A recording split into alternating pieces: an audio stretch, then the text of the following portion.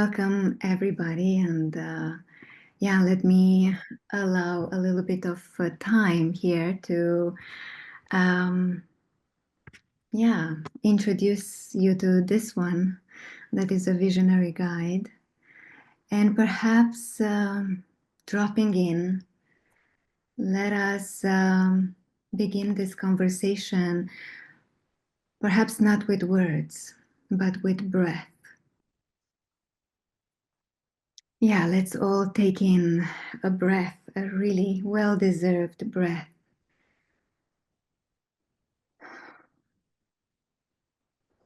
A breath that reaches across time zones and oceans, that stirs the mycelial web between all of us, that opens a door towards the sacred. This kind of breath I'm inviting you to take in. And let us all here present in this circle, let us invoke a field of devotion and imagination and soul, whatever you understand by soul, in which to root this particular conversation. It is my profound honor and delight to welcome into this shared space Bill Plotkin, whose life has been a long devotion to the soul of the world. So now, dear Bill, through the advances of technology, your voice and your presence arrive here among us, let's say in this European ecosystem. I know there are a few people from other continents, and I'm acknowledging their presence, and I'm inviting them also in Europe, so to say, because I want to root ourselves onto this old continent, onto this continent full of history, and among the ecosystems and the shapes of the land that we have here, which are, I don't know, the Alps and the Carpathians Mountains and the Danube River and the particular wildflowers that are growing only here, and the particular majestic trees that are blossoming only here.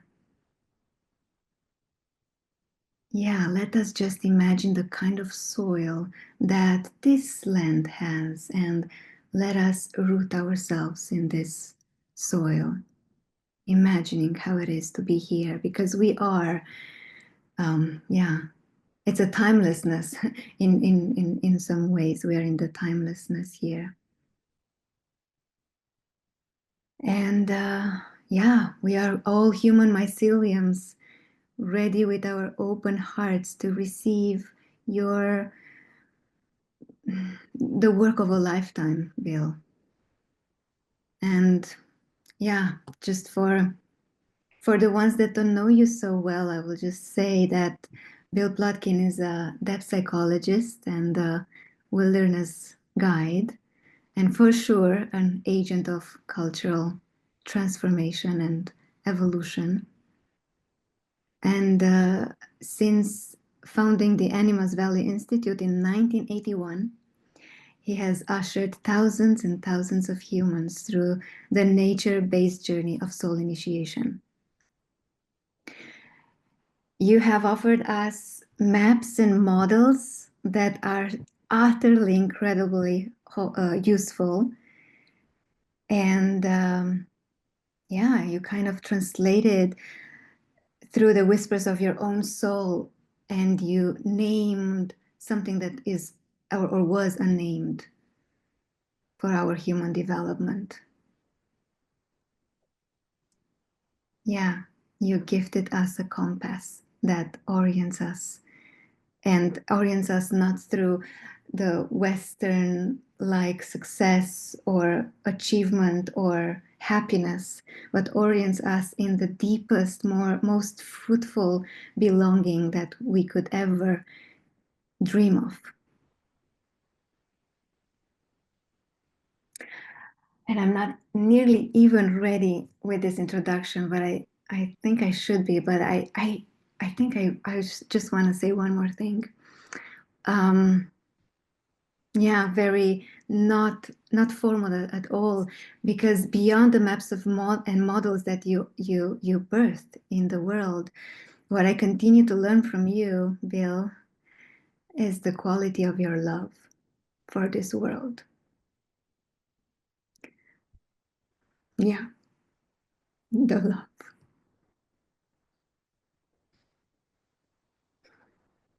Yeah, with fierce tenderness and reverence and imagination. You love with your imagination.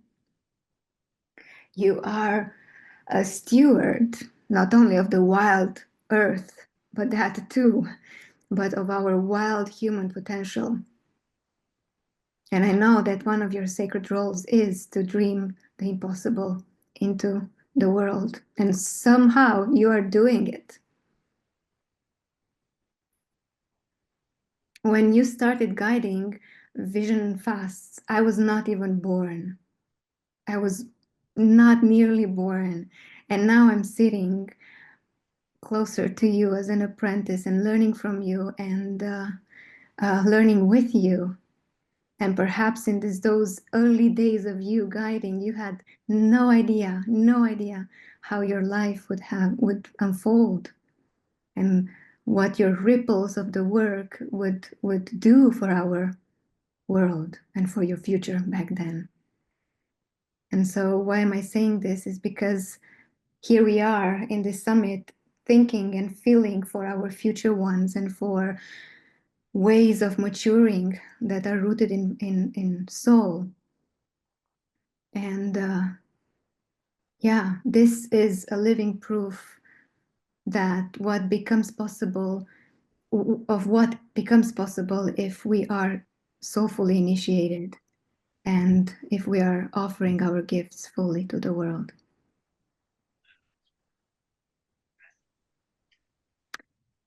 Yeah, just thank you and welcome. Yeah, I'm thank done you. now. Yeah, beautifully said. So, as you perhaps know, this event is gravitating around soul, and more deeply said, soul embodiment and true maturity, true adulthood, and a deep care for the future ones.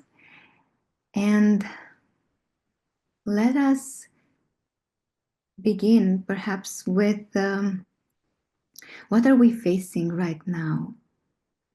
The great psychospiritual and social and climate and political crisis and challenges. The world is in despair. I think we can agree on that. Could you talk in the opening of our conversation here? Could you talk about how do you see through your eyes and through the wisdom of your soul the state of the world? Are we in a cycle of collapse and renewal? What is happening? Many of us here, I'm sure, we are asking what is happening. What is that we are failing maybe to see, to pay attention? Yeah, well, okay, there you go. Starting off, us off with a really big question. Um, I can just share my opinion, because I think everybody is tuned into some sense what's going on. You asked my opinion about what's going on now, and it may depend in part on how big is now. How big of a now are we talking about here? Um, I tend to prefer a deep time version of now, so that the now that um, I'm doing my best to embrace started maybe 5 or 10,000 years ago, and it's stretching quite a ways into the future, to the future ones. Um, And I guess we could say, well, some people say that what's going on in this really deep time now is an initiatory journey or process for the earth in general and for humans in particular. We humans being agents for major change on earth. And who knows, it may be that um, that we will initiate some change in earth, but not be there to see the outcome of it ourselves. We don't know. We know that the vast majority of earth creatures that have ever been on the planet are gone, have gone extinct. And some species diversify, speciate. There's some interesting speculation now by evolutionary biologists and psychologists that if our species is going to speciate, which is to say shift into two or more additional species, that now would be the time for that to happen because partly because of the environmental changes that we've created ourselves, that we've created conditions for our own evolution or extinction. We don't know which. So yeah, what's going on in this big now is something like we humans are still in the process of learning what it is to be human. And like all of us individually, sometimes we have the biggest lessons because of some big challenges or maybe even mistakes that we've made. So we're either the only or maybe one of the few species on Earth who have a certain form of consciousness in which we're aware that we are aware, and there's certain liabilities because of that. And one of the liabilities is a failure to grow up individually, which can be brought about by a kind of greed, a greed that we're capable of as a human species, and a way of hoarding power and things, which is not what life is for. Life is for enhancing life, and obviously our species has been destroying life now for some time, especially the last couple hundred years. So yeah, there's obviously a major collapse going on, not only environmentally but socially and psychologically. We're maturing less individually.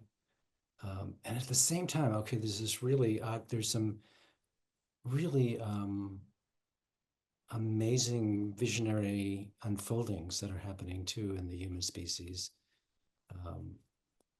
And just looking at our work at Animas Valley Institute, we'd say, okay, this is an interesting thing that at a time when individual humans are generally getting less and less mature, less grown up, less likely to reach adulthood, or even a healthy early adolescence, we are rediscovering something about deeper maturity at this time. And that's the way we see our work at Animas, that we see that that maybe we humans have more in common with the rest of life than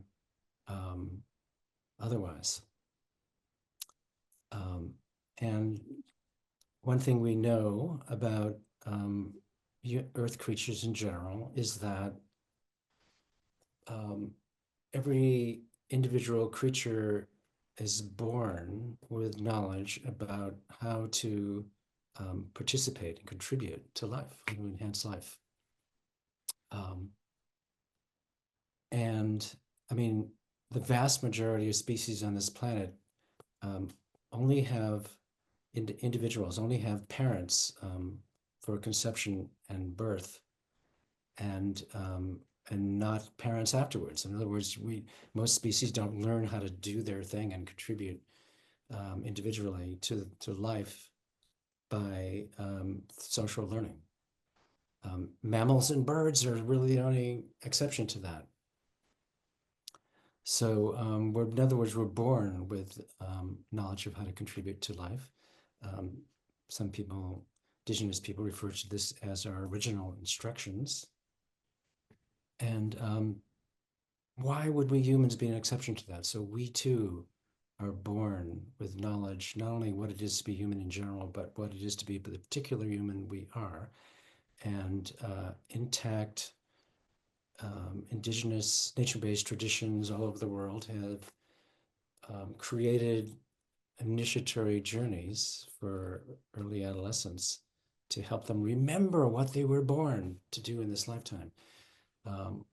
And we have to go through that initiatory journey and that remembering in order to become an adult human, in order to mature. So I'll go back to this major point I'm attempting to make here, is that at this time on the planet, and I mean it in the small sense of now, like the last couple hundred years, modern humans are growing increasingly less mature, which is to say we're failing at our ordinary innate journey of individuation or maturation. But at the same time, this is generally true of what's happening in non-nature-based industrialized societies, which is most humans now. At the same time, we are learning something about what it is to truly mature in a deep way. So that's kind of interesting. In the midst of this collapse and this great unraveling, we're discovering some visionary capacities. This is also happening through the rediscovery of psychedelic chemicals, sacred medicines, that we're beginning to remember what it is to be visionary humans. At this time when everything is also collapsing. So at the same time, like the mainstream conventional dimensions of contemporary modernity are collapsing. We all know that in all kinds of ways. There's also on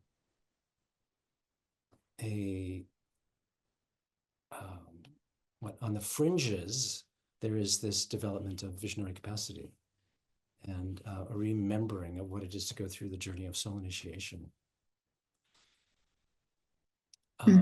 And that there's maybe we humans have created our own context for the evolution of our species. So it's interesting that we're becoming less mature individually for the most part, while at the same time there are these trends of enhancement of visionary capacity and also possibly evolutionary potential. So let's see, what else to say about this question about what's happening in the big now.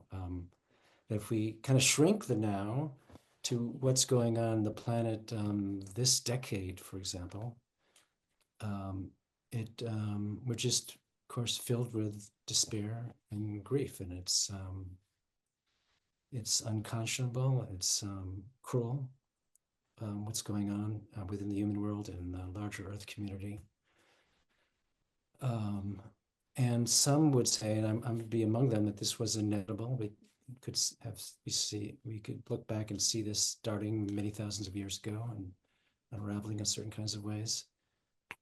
And so maybe what fills us most with hope, that's true for me, is the opportunity to do something for the future ones, several generations from now. And I think we have to assume there will be humans several generations from now. We have the capacity and the promise to go through this collective initiatory journey And like any individual initiatory journey, there's no guarantee that we'll succeed and even survive as a species, but we might. And I think each one of us is born to contribute to that possibility in some way. Okay, there you go, Sandra. This is an initial. Not bad. For a start. Wow, beautiful. Thank you. Thank you for answering this, yeah, kind of big question. Where are we, and what are we doing wrong? And you tackled that. Yeah, we are, among other things, we are kind of failing, and at the same time, we are um, incredibly stepping into the visionary ways in which to serve Earth. Um, Tell us, how can we move closer to this even possibility of um, initiatory journey? How can we move closer to this deep maturity and knowledge, how to be, knowledge about how to be a fully human on this earth? Yeah. The big answer for me, and I know a lot of other people now, as we're going into this collapse time, I appreciate the phrase that Francis Weller uses for the time we're entering, which he calls it the long dark. It's some number of generations long that we'll be going into a kind of darkness, a difficult time of chaos, major changes, suffering, a lot of dying. So in this time of the long dark, it seems one of the most important things to do, maybe it's the most important, I don't know, just have my opinions along with others, is to form small communities where we can keep alive the promise of humans once again learning how to enhance life, to contribute to life in a big way. It's like a seed bank.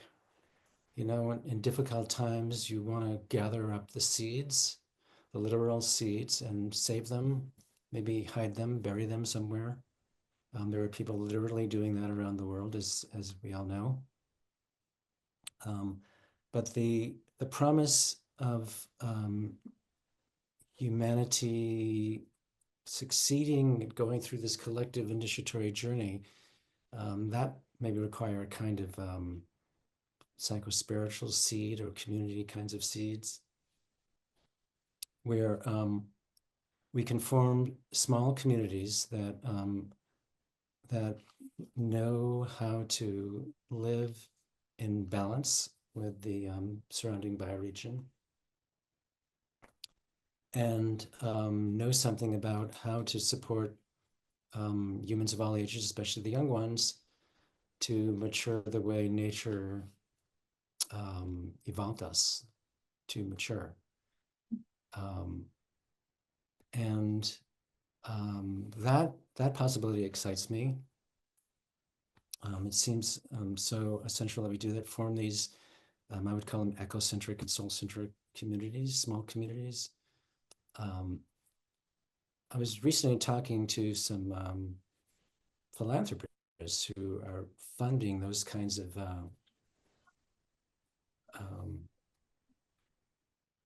agendas or projects. And one of the questions that they asked me just was, in the coming times, the current times and coming times of chaos and violence, do such communities have any chance of surviving? Mm. And I hadn't been asked that one before, and I just immediately, the muse said, a little embarrassed by the answer, but the muse said, well, those communities might have to be both armed and remote to survive. I'm not someone who usually uses the word armed.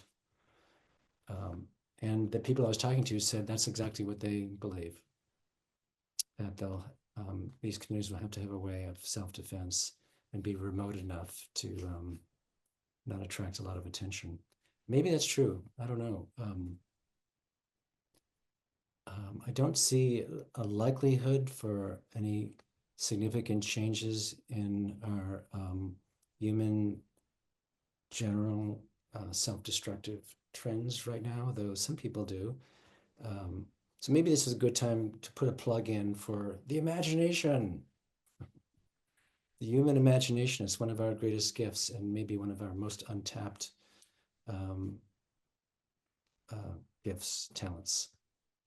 And so one of the things that's on the edges of human culture now is that there are visionaries who have been developing their capacities for imagination and are starting to ask themselves, how would we get from here to something healthier, at least to life-sustaining cultures, if not to life-enhancing, which might take longer, will take longer. And so I think that's one of the most important things for artists to do right now is how do we imagine getting to societies, creating societies that people 7 or 14 generations from now will be really glad we laid the foundations here in the early 21st century. The idea being that if we can't imagine it, it's less likely it's ever going to happen. And maybe we can imagine things that feel better than simply smaller communities that are both armed and remote. Maybe we can do better than that. And there are people who are creating stories about how we might get from here to there. Oh, thank you. Quite heavy and moved to hear you speak about these communities that have to be armed and remoted. But yes, let's go not back because we haven't left any time the imagination. So let's maybe deepen into the imaginal realm. And I know that one of the ways you are imagining the world and the future is through what you have been crafting for a lifetime, which is the journey of soul initiation. A journey that, well, it is for the individual, but serves the community. It is a personal, solitary journey, but it is in service for the wider web. So perhaps, yeah, tell us, perhaps in particular now, because we will talk about, well, about this, but tell us about the difference between life sustaining practices, the kind of people that are contributing with life sustaining practices, and the kind of humans that are contributing to the world through life enhancing practices. Like, what is the difference? And yeah, the journey of soul initiation, what is hoping for us humans? Yeah, let's see. You know, I often think of Joanna Macy's concept of the great turning, which is the positive side of the great unraveling that we're going through.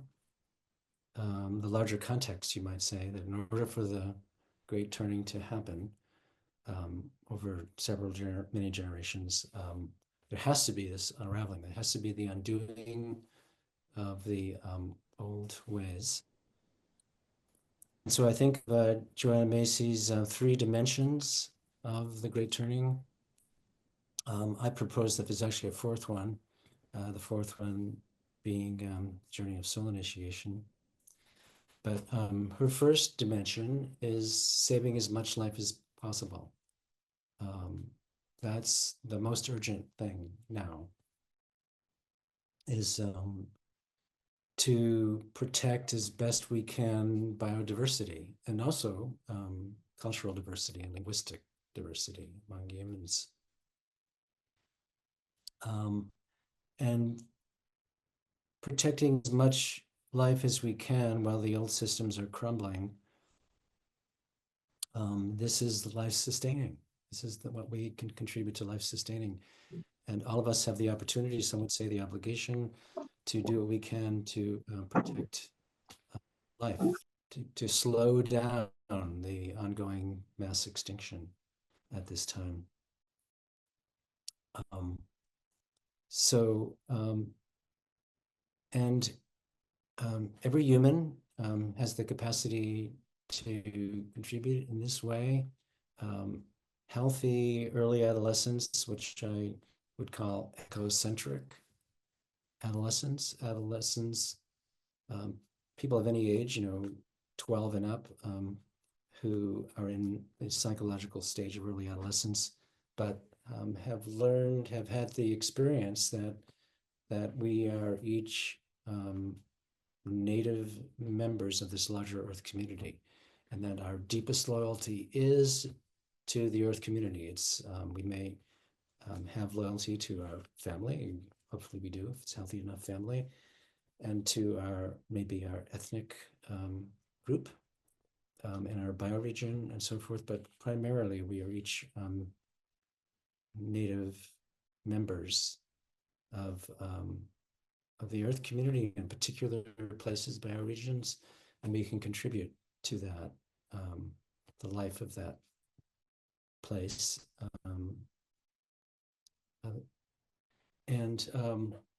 So that's life sustaining, and all healthy early adolescents of any age have a natural desire and commitment to sustain the diversity of life and to honor all human ways of being human, which is a cultural diversity. It's just natural for us humans to do that if we live in healthy enough settings, which are, of course, psycho-spiritually healthy settings that are becoming less common. But then the journey of soul initiation, which takes place in what I think of as late adolescence, not adulthood, because the journey of soul initiation is what gets us to adulthood. So in late adolescence and healthy late adolescence, and my guess is maybe 5% of contemporary industrialized humans ever reach late adolescence, the psychological stage.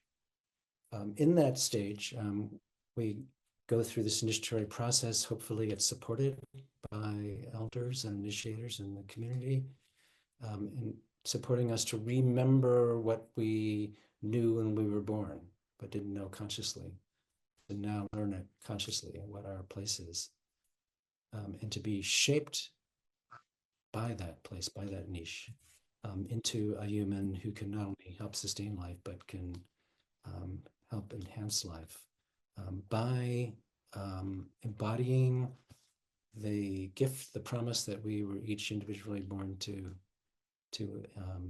embody, the place we're born to inhabit. And when we do that, we have the capacity to enhance life, not primarily our individual life or human life, but the larger web of life on the planet. So yeah, that's what we're trying to remember how to do to facilitate at Animas. That's our thing. Our primary thing is to learn again how to facilitate the journey of soul initiation, and to do it for contemporary humans, all of us being creatures who did not grow up in fully healthy, or even particularly at all healthy, human communities. And so one idea that we often use at Animas is that any given stage of a person in any given stage of life could be in a really healthy, fully fleshed out version of that stage, or not so fully fleshed out, which we call thin stages. And it's becoming increasingly clear to me that all of us are in thin stages, because to be in a fully fleshed out stage of life for humans, we need to live in healthy communities where there's approximately 15 to 20% of the humans are true elders, and approximately 25% are true initiated adults. And so we don't live in those contexts. And so it's hard to do any human stage really well. And that, again, is something we're learning, how to support each other in smaller communities. In some ways, Animas Valley Institute is a dispersed community, and we're doing our best to be some healthy version of that. And it's challenging for us even, because we're all in thin stages, but we're trying to support each other and doing our best. How am I doing? Am I answering that last question, or am I responding? Yeah, I think you're doing well. Yeah, I was asking about sustaining practices for Earth and life enhancing, and you said that Joanna Macy has 3 dimensions, and you would add a 4th one, which is the journey of soul initiation. So this is where I wanna stay, of course, for my whole lifetime, but also for this particular conversation. Well, in the journey of soul initiation, after a good amount of holding and self healing, one is ready enough and hears that call to remember, right? There's a call from the depths, there's a call from the potential of our seed that is holding this remembrance that you are talking about. Tell us more about the both dangers and the ecstasy of that particular calling. So to say, uh, tell us more about the dissolution, perhaps, phase of the journey of soul initiation. Yeah, okay.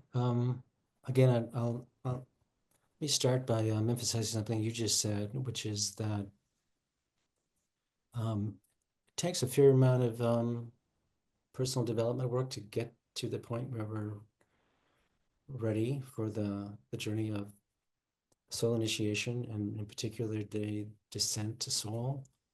As you mentioned, we talk about cultivating our innate human wholeness, which we've mapped onto nature's template. So we talk about 4 facets of wholeness.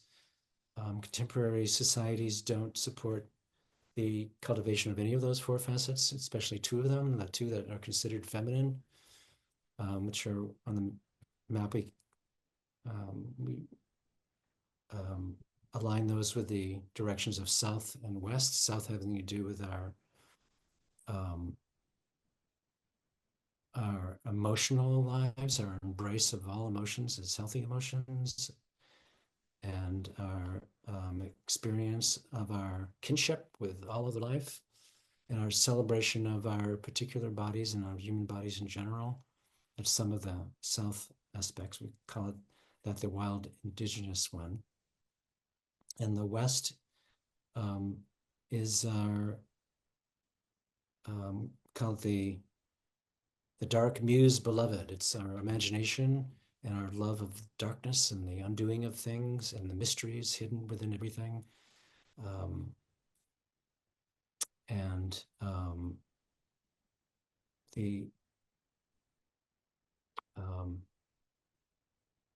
our capacity for romance, not only with other humans, but with life more generally. So cultivating the 4 facets of wholeness, and also learning how to embrace and thank our protective and inner protective parts that kept us safe enough, but also in the bargain, of course, limited our capacity for engaging life fully. But we can't get rid of those parts, but we can love them, and they start to relax. And so there's that, the self-healing work and the cultivating of wholeness work. And there's also, of course, the addressing the developmental task of our current stage, and of what we missed in our earlier stages in childhood, especially. So it can take a good amount of work, because so much of contemporary life, including our educational and religious systems, don't really support our human holding and healing to the extent that we need. But for that, I'm approximately 5% of contemporary humans, by contemporary people in industrialized cultures, approximately 5% who do reach what we at Animas think of as late adolescence. Then we move from early adolescence to late adolescence. We call it that passage confirmation. And what's being confirmed is that we've done the work of early adolescence well enough, which is to say we've created a social presence, a personality that works well enough, at least in a peer group, a group of our people of our generation. And then mystery confirms that we've done that, and also confirms that we're ready now to start the process of remembering why we were born or who we were born to be. And that's a really major, major change in life. Again, maybe 5% of contemporary people, modern people, go through that. And it's very disorienting, even in a healthy setting, but in the contemporary world, most people who go through that confirmation experience don't really know what's going on, unless they happen to have elders or initiators who understand what is going on. And it can be a very, very, very difficult time. Any life passage is a difficult, challenging event in a person's life. But if we do reach that stage, I call it the cocoon stage. It's where the journey of soul initiation takes place. And at some point after confirmation, it could be weeks or it could be years,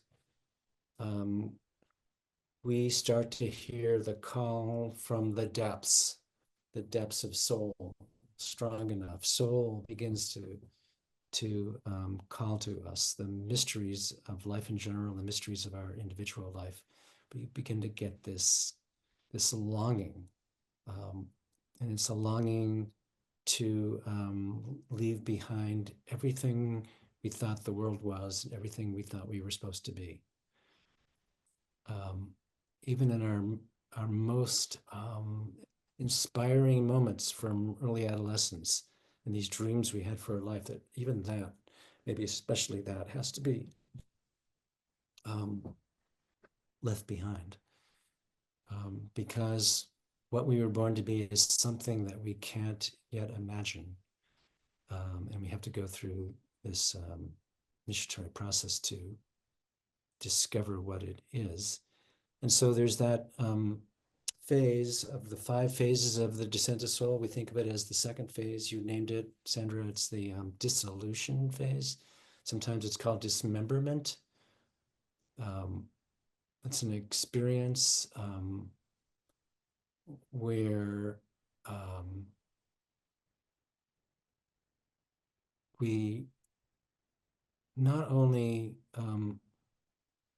lose, abandon, forsake our early adolescent dreams of what we would be and who we would be with in our life, but we completely lose our faith that we could ever define ourselves again in social terms or vocational terms, that what we do for a living or the way we are interpersonally in our social circles,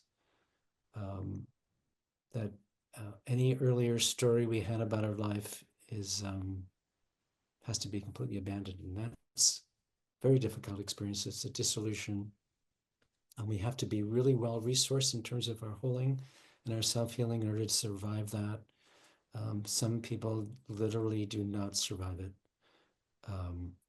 Ideally, one is being supported by guides who understand what that experience is and helping us resource ourselves enough for it, that dissolution experience.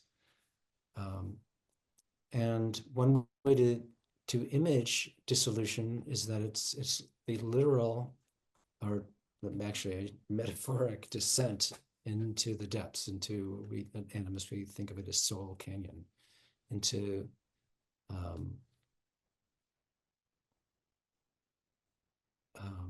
it's like going back toward the place we were born, that mysterious place, and we have a longing to do that. It's made it for some people. It just sounds like, well, that's pretty horrendous. Sounds like a nightmare, and it would be for someone who's not well prepared. But for people who have had enough cultivation of wholeness and enough self-healing of their inner protectors, then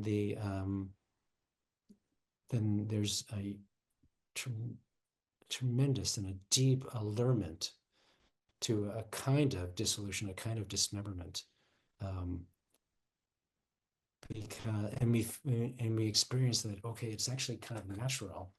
It is actually entirely natural to go through that kind of undoing of our belief about how the world was supposed to work.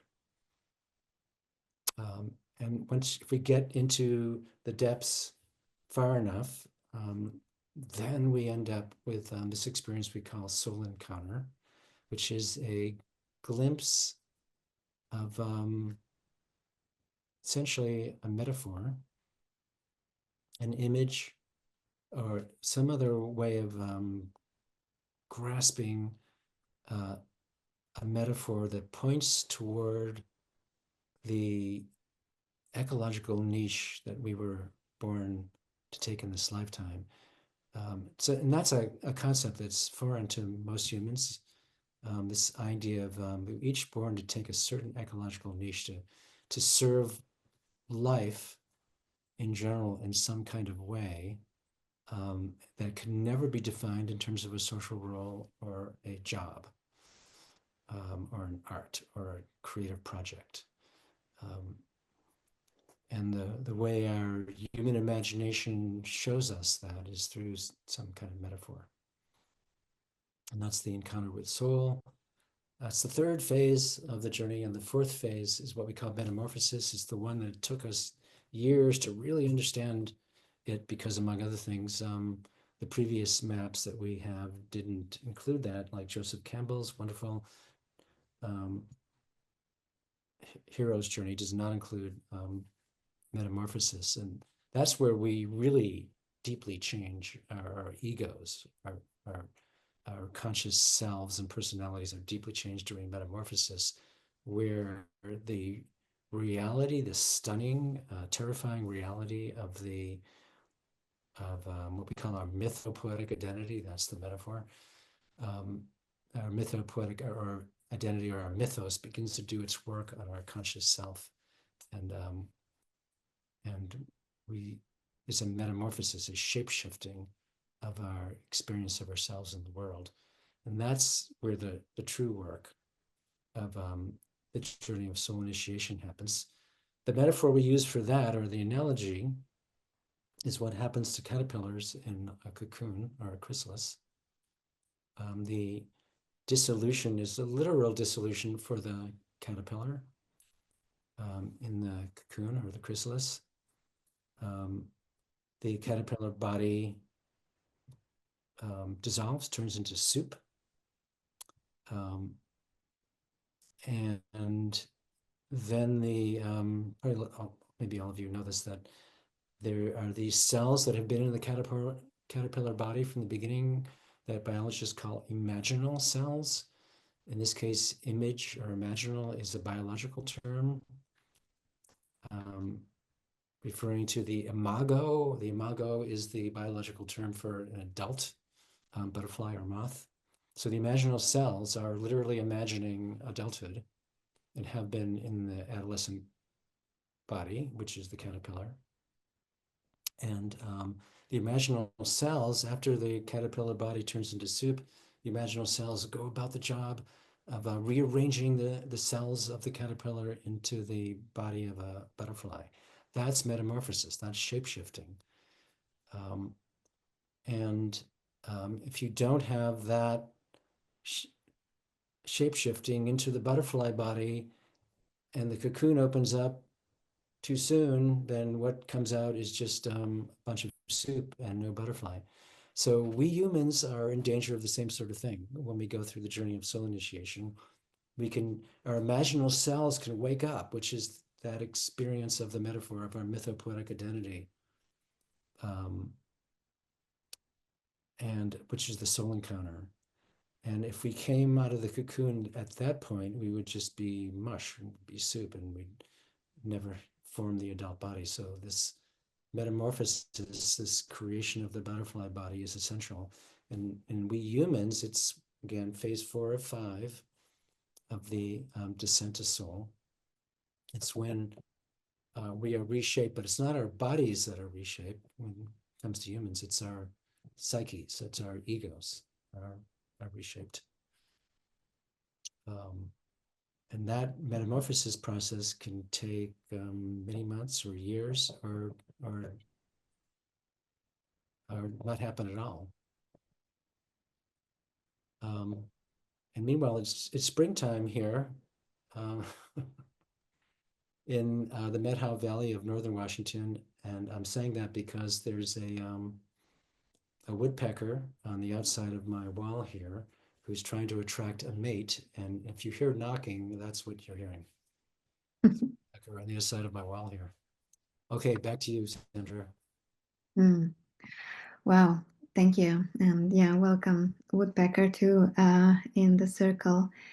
So, yes, you have been describing and talking about basically the death of an identity rooted in social acceptance and social maybe vocation and role, and then the process of being rooted, which is a very slow and deep and dangerous process in us being rooted in the image, the glimpse of soul.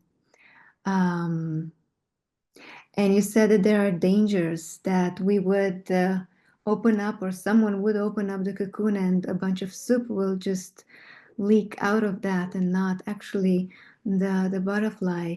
So in these ways, I am feeling into asking you, talking about two things. Um, Perhaps the first one is, tell us about, because you mentioned Joseph Campbell also, tell us the distinction that you make between the heroic ego journey and the initiated adult journey that serves life. Like, yeah, if you can speak a little bit about this. Um, yes, well, it's hard to know for sure what Campbell was getting at. Um, in some ways, his version of the hero's journey seems early adolescent to me and to others. It's the hero. And it can be very pro-social, very positive, very healthy, but the hero, and it's usually a hero as opposed to a heroine, but it could be either, or whatever gender. Humans who go on a journey into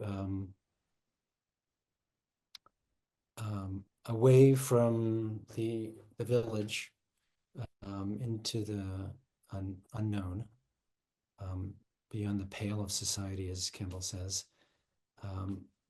And if successful, they find there some boon, is I think the term that Campbell used, to some gift to bring back to their people that would serve their people, and they return back, and they are received as heroes. And we can imagine that in some or most cases, that what they bring back is in fact really of value to the people. Although, potentially it isn't. But the adolescent version of the hero is someone who doesn't really go through any major change in their identity. They, in some ways, get inflated more, and they might bring back something that's really of value to the people. And in contemporary society, we would celebrate those just like we celebrate people we call celebrities, Mhm. uh, whether they're entertainers or politicians. Um, and but they're not grown-ups, and what they bring to the people might actually be quite destructive, as of course everybody could tell lots of those stories now. But the more mature journey, the journey of soul initiation, um, there's no interest in the initiate in fame or wealth, but just service, serving the people. In some ways, it's the ideal is like a Taoist leader. The ideal of the Taoist leader is that no one notices that person. They're serving their people, but they don't get a lot of acclaim for it, which can be just distracting. So it's like the adolescent hero version is a type of self-aggrandizement. Aren't I great? I've done these great things for others. Um, Whereas the more mature version is serving the people and not making of oneself a spectacle of some sort. The reward is to serve life, not fame and fortune. Mm. Yeah, thank you. Yeah, because many, perhaps many of our contemporary people, they consider themselves an initiated adult, even after they are going through your books and the work that Animas is doing. There can be a false or a too early, too mm, yeah, a too early sense that I did it and now I am an adult. And in this way, I would love to invite you to talk about, well, what are numinous encounters that one has in the journey of soul initiation versus a soul encounter. Because it might be that we are in this process of human development and doing deep work, and we most probably we have tons of um, ways of being touched and enchanted tremendously by the world, by the animate world, and yet that is not an encounter with soul. So what makes an encounter with soul, I mean soul encounter, what makes it a soul encounter, and how can we know that not to draw conclusions too early that would maybe those conclusions would stop the journey in some ways. Yeah, we do tend to come to draw conclusions too early on the journey of soul initiation, largely because our inner protectors don't want us to really complete or go very deep with the journey. They want to convince us that if we start the journey at all, they want to convince us that we had some enormous achievement and it only took 2 or 3 weeks and we've already got the answer. Mm. Our inner protectors want us to do that because the inner protectors know that if we go very far with the journey of soul initiation, it will undermine um, everything we've accomplished so far in life. And we might end up disappointing the people who care about us. And we don't want to be looked down upon by those people or rejected by them. So our inner protectors are trying to get us to abort the journey, to stop it in some way as soon as possible. Um, and part of the journey, especially in its early phases, is that I call it crossing into the mysteries of nature and psyche.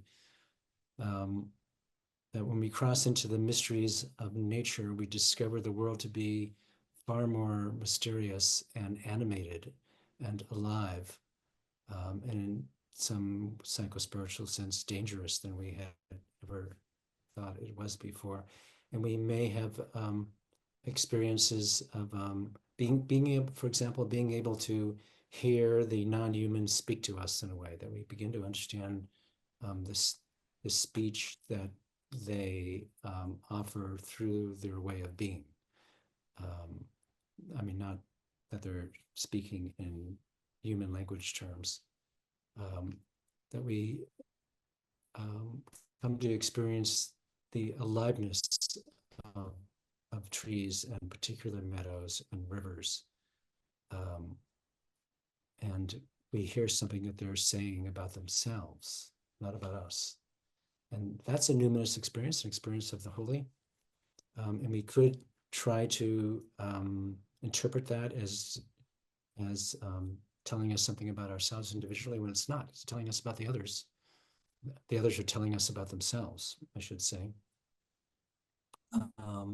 And then we also cross into the mysteries of psyche, of our human capacities to dream, for example. You might have some very profound dreams, or we might notice our capacity to know what some other human is thinking or feeling,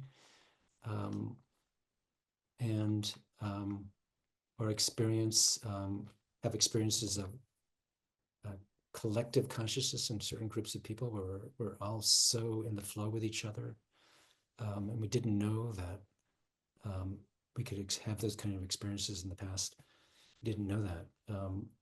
So those are another set of numinous experiences which aren't necessarily, well, actually those examples, they're not soul encounters, but they're experiences of the holy as they manifest through our human psyche or in the greater earth community. So soul encounter is is an experience in which we discover something about who we were born to be in this lifetime through metaphor, through mythopoetic identity. That there's something about our way of participating in the world that that is our potential gift to the world that we're shown. And it's not something about the world more generally. It's about our place in it. And one of the most common features or aspects of that experience of soul encounter is that we feel violated by it. It's not a particularly yummy experience at first. It's like it feels as much like being cursed as about being blessed. We commonly feel that it's way too big for us. It's not way too big in terms of again, because it's never in terms of social role or creative project or job or career. It's never in those terms. Like in my case, it was my first soul encounter was the image of the weaving of cocoons. It wasn't about being a soul guide or a psychologist or a vision fast guide. It was about being in the world in a way in which it's my task to help others weave cocoons of transformation for themselves. And that felt like a violation to me. That felt like it's not something I could possibly do. I had no reason to believe I could ever learn how to do that. It felt impossible. And furthermore, I had absolutely no idea how one would even go about doing such a thing. So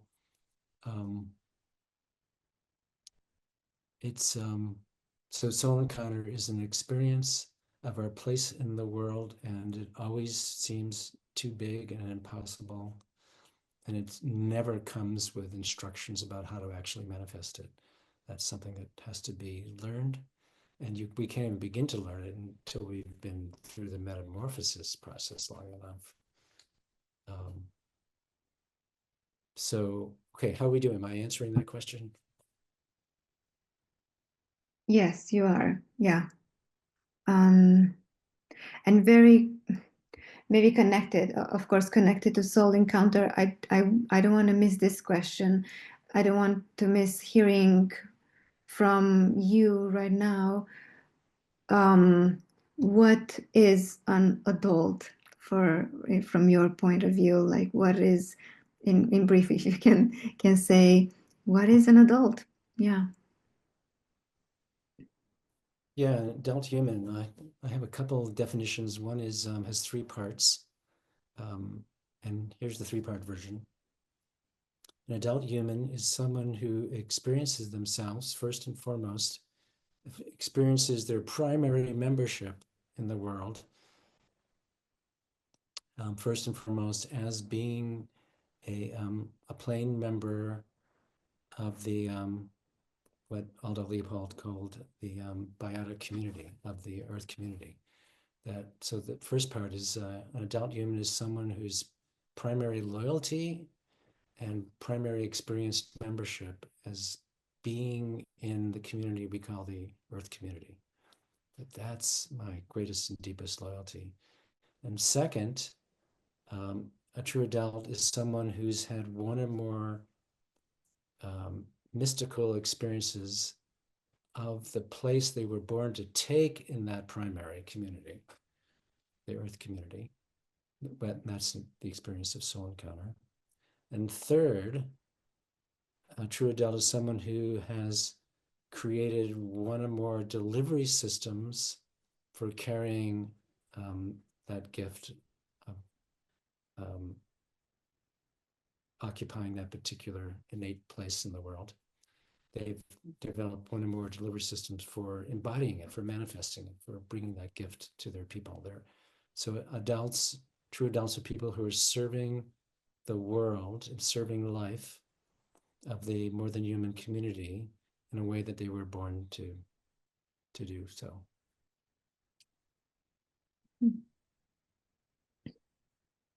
Thank you. And now I will bring some of the questions that our participants kind of brought here as curiosities for themselves. And I remember Rada Muica from Romania. She is wondering about, well, this journey of soul initiation and ultimately being rooted as an adult, human adult.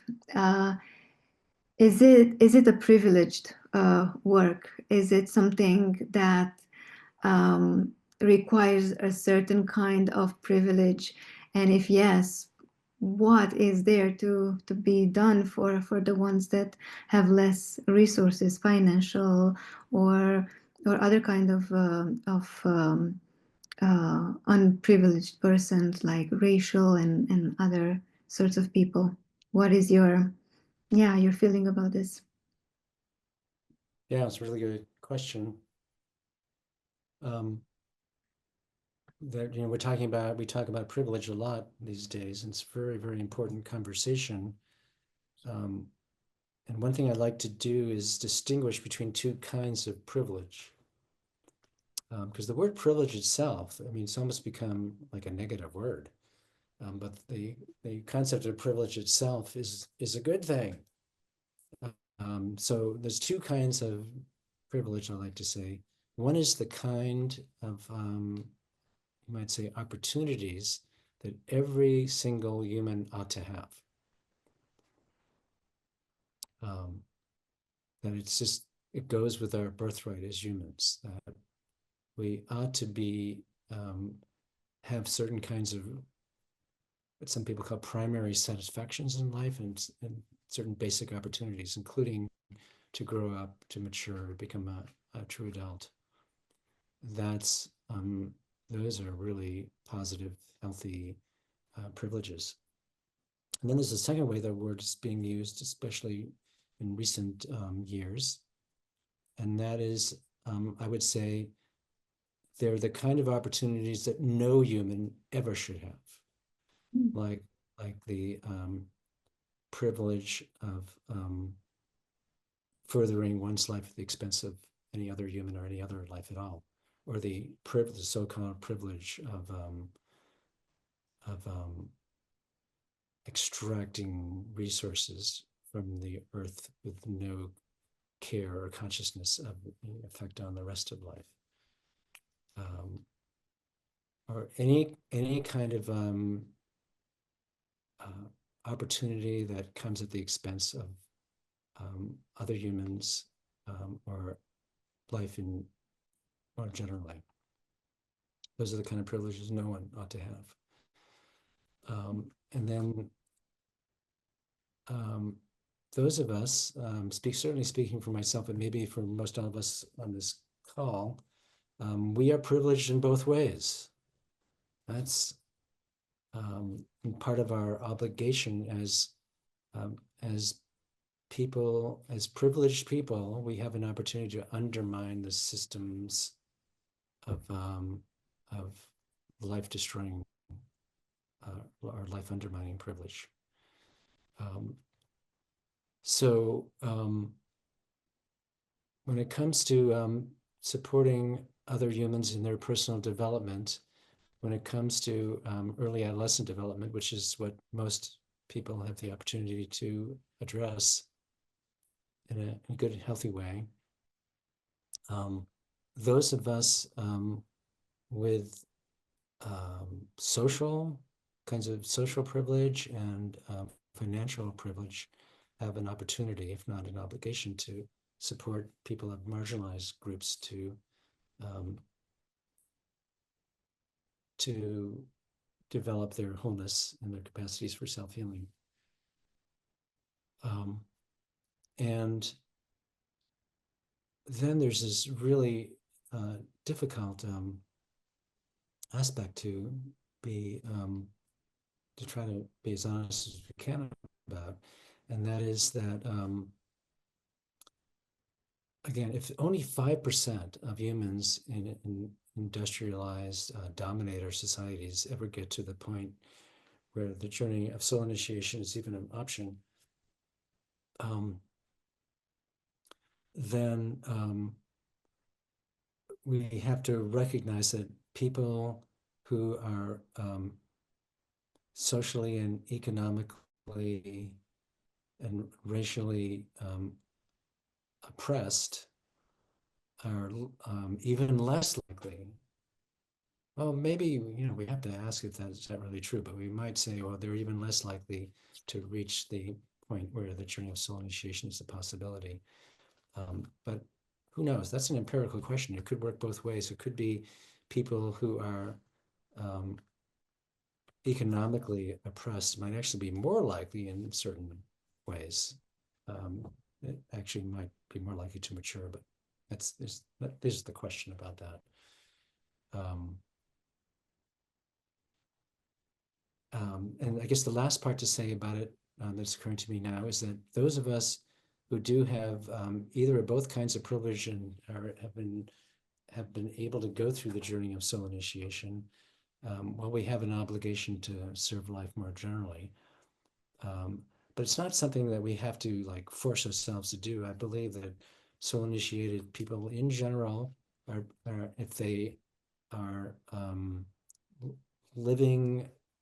finding a way if they have found a way to deliver their gift and to embody their ecological niche in a good way, then without specifically trying to, their lives will be subversive to the mainstream dominator society. And anything that is subversive or that interrupts mainstream society is something that serves life more generally. But yes, we absolutely have to be asking ourselves how, if we feel we have something that serves humans in general, how do we serve it equitably? How do we deliver it in an equitable way? Yeah. Yeah, thank you. We are approaching, if not, we are out of time, but still, I just want to honor one more question from one of our participants here, which is talking about the tension between the survival and the sacred. Anything that you can speak about this, about how to hold this tension in a fruitful way, maybe, or not, yeah, and to allow the sacred to have more space, although the survival is so demanding. Yeah, I'm guessing you're referring to what we use the phrase survival dance and sacred dance. Exactly, yes. Our survival work is what we do. We use this terribly weird phrase in the contemporary world, at least in English, we call make a living, which really just means generally means how do we participate in the capitalistic system in order to put food on the table and so on. Too bad that we think of that as making a living.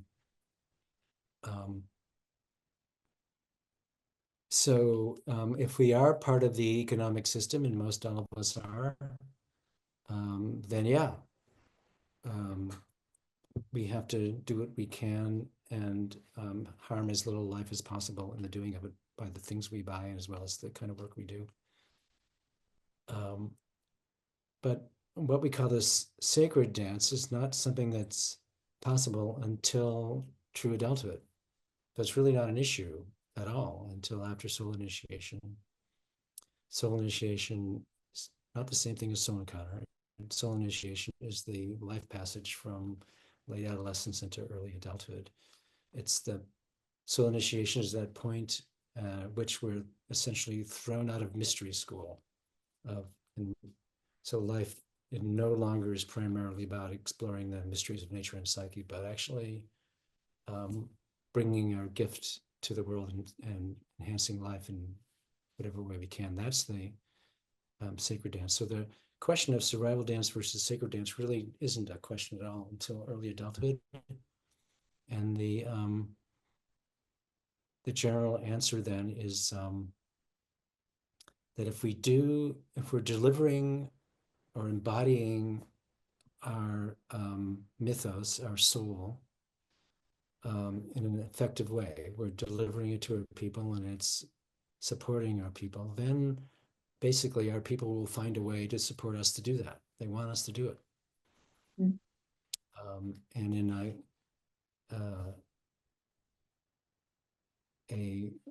a money-based economic system, that means earning money to be able to do it, which is unfortunate that we have to live in such systems at all. Of course, people are experimenting with communities where it's not financially based at all. It's because healthy societies are gift economies. Probably everyone knows about gift economies.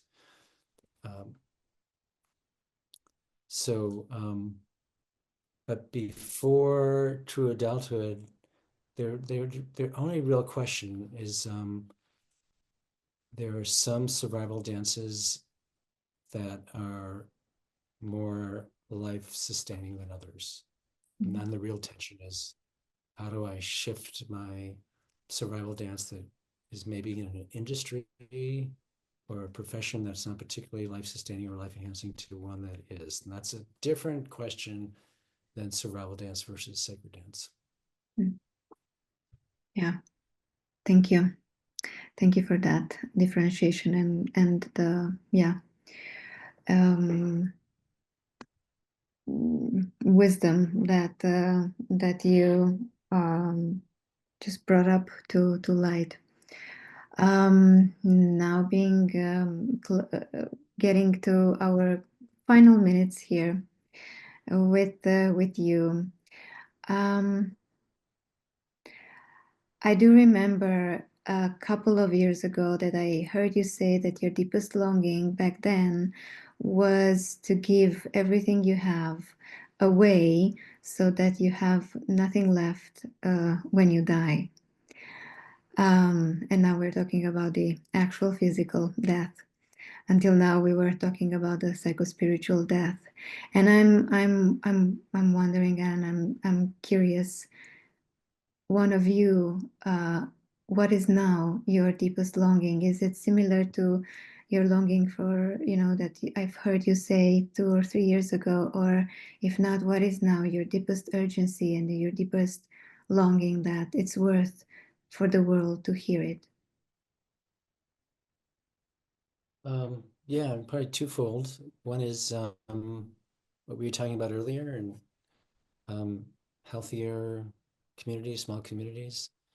That I have a deep longing to support seeds of and foundations for healthy communities, and so I've started a long-term project of being in conversation with visionaries around the world who are also longing for that kind of thing. There's many of us, but not too many visionaries of healthier communities are looking at the human development dimension, which I feel is essential.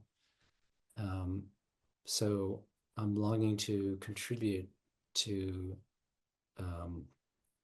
conversations about how do we support humans to become more fully human as part of healthier communities that will hopefully see us through the long dark. Mm. My second longing is is to support the people in my circle, especially people at Animas, to support them in their creative projects. That the future of our work depends on the next generations. So I have a really deep longing to support others, and rather than coming up with ideas for my own next projects, I'm looking around every day and saying, who's on the cutting edge of doing something really creative, and how can I support them in their project? Mm. Thank you. Thank you. Yes. Wow, this was a very rich conversation and encounter. And thank you very much for your presence and for supporting me and us in grasping a little bit of your wisdom. And yeah, on behalf of the circle, I think I it's safe to speak this, that I thank you deeply for the way you listened to your soul. And I know that you're saying not constantly, but oftentimes, that doing the work of soul is never a sacrifice, is never an effort, although it's not easy, but it is the deepest blessing and joy that one can have. And I feel that, and I thank you for that, for modeling that, and for teaching so many through your multiple delivery systems to aspire to that and hopefully touch that place too. Deep bows to you. Yeah, weaver and impossible dreamer of the windy gap. Thank you. Thank you, Sandra, so much for saying that and for putting this together, this gathering. It's a lot of work and a lot of creative inspiration to do that. And I see you, and I'm very grateful for everything you're doing. Thank you. Thank you to Bill, and also to the whole circle that was present today and now in this conversation. Deep bows to your attention, and hopefully this was a meaningful encounter, and yeah, you heard it personally as well as collectively, the resonance of this conversation.